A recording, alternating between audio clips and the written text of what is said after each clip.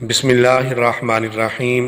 حضرت ابن عباس رضی اللہ تعالی عنہما سے روایت ہے کہ رسول اللہ صلی اللہ علیہ وآلہ وسلم ذبیحہ جانور کے 7 اعضاء کو مکروہ فرماتے تھے۔ وہ 7 اعضاء یہ ہیں: مرارہ یعنی پتا، مثانہ، حیا یعنی شرمگاہ، ذکر یعنی عضو تناسل، خصیے، غدود اور ذبح کے وقت بہنے والا خون۔ اور آپ صلی اللہ علیہ وآلہ وسلم کو بکری کے ذبیحہ کا اگلا حصہ یعنی دستی اور گردن پسند تھا۔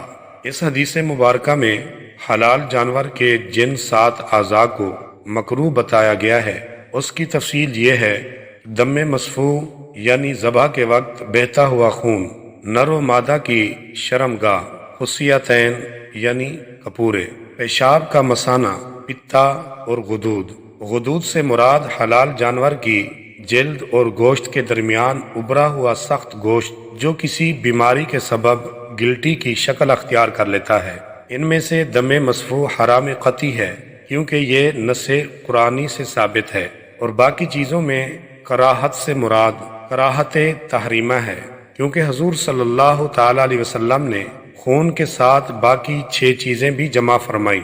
جب بہتا ہوا خون حرام ہے تو لہذا یہ چیزیں بھی حرام ہیں۔ صاحب کنز اور علامہ طحطاوی رحمہم اللہ نے حرام مغز کو بھی حرام اجزاء میں شمار کیا ہے۔